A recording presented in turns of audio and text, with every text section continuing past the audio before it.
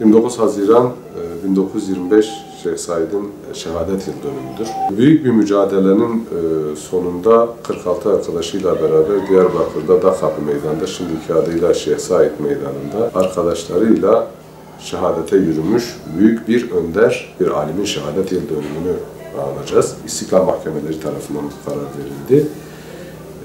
İslamsızlaşan bir dünyanın, İslamsızlaşan bir toplumun, İslamsızlaştırılmaya çalışılan bir topluma karşı İslam'ın feryadı desek, Şeyh Said'in kıyamı için Allah'ın izniyle yanılmış olmayız. Çünkü 1924'te hilafet kaldırıldı. Halifelik kaldırılınca Şeyh Said ister istemez bir şeyhti çünkü, bir molla idi, bir alim idi, toplumunun imanını düşünen ki bu konuda bedel ödediğini hayatıyla görüyoruz.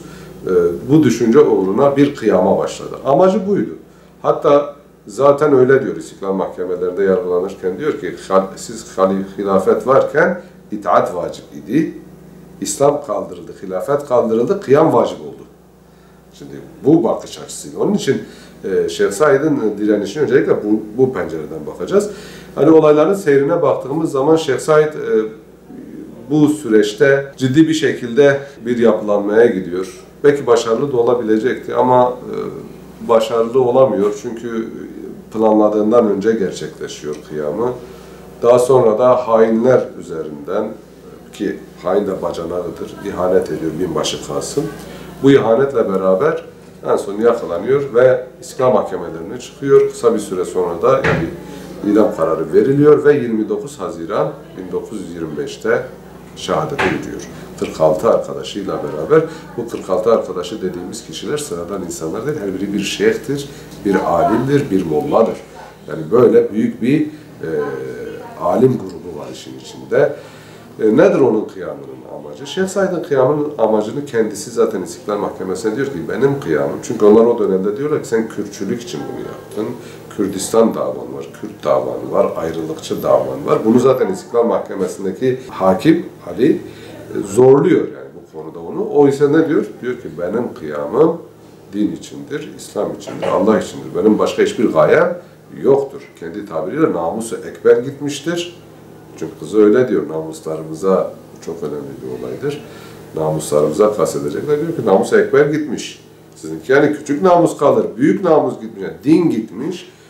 Bu noktada baktığımız zaman Şeyh Said aslında bir Müslümana, şöyle tarihe bakıldığında, İslamsızlaşmaya karşı, Müslümanlığın, İslam dininin deforme edilmesine veya yok edilmesine karşı bir İslami çığlıktır ki bedelini gerekirse canıyla ödemek uğruna bile olsa bu konuda bize direnişin şart olduğunu Şeyh Said, Allah ondan razı olsun, öğretmiştir.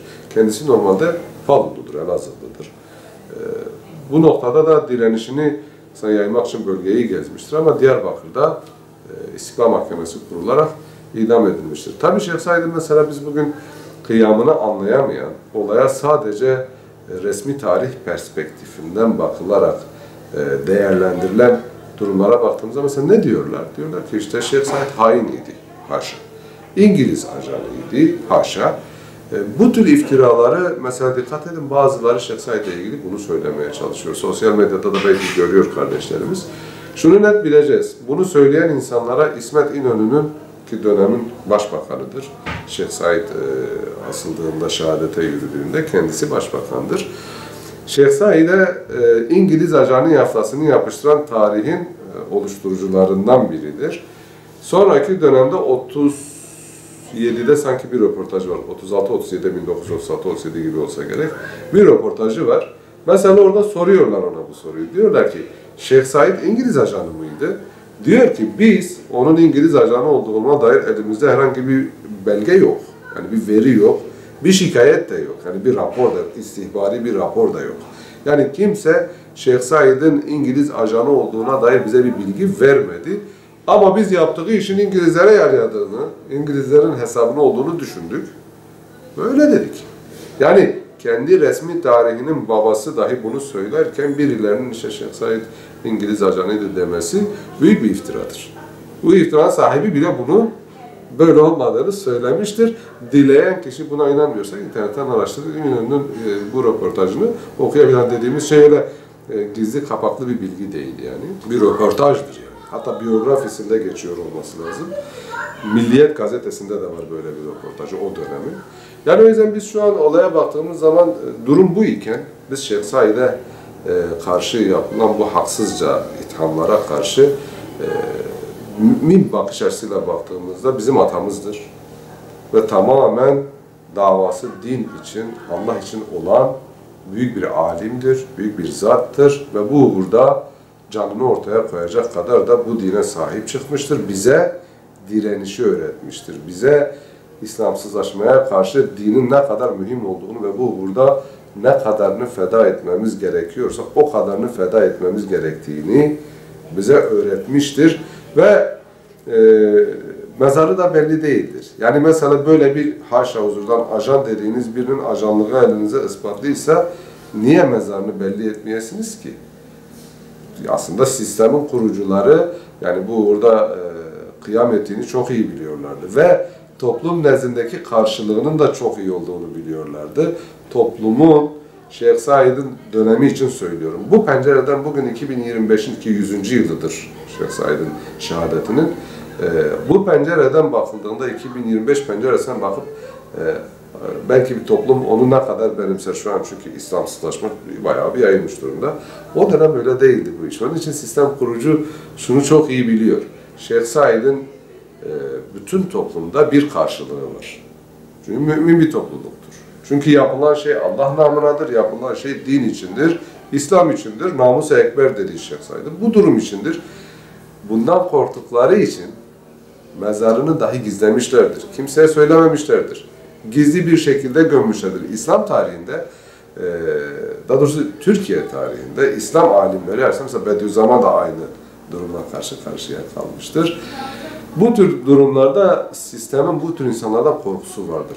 Değil ki sadece dirisinden, ölüsünden dahi korkmuşlardır. Yani onun cesedinden korkmuşlar. Yani bir yeri belli olursa birileri belki onun o mezarının yerinden dirilişe geçecek diye korkmuşlar, gizlemişler.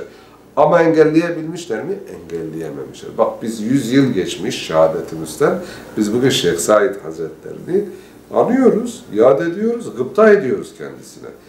Dikkat edin, ona asan, bu kararı veren, bunu uygulayan insanlar da vardı değil mi? Onların da hepsi öldü. Allah diyor ya sen öleceksin, onlar da ölecek.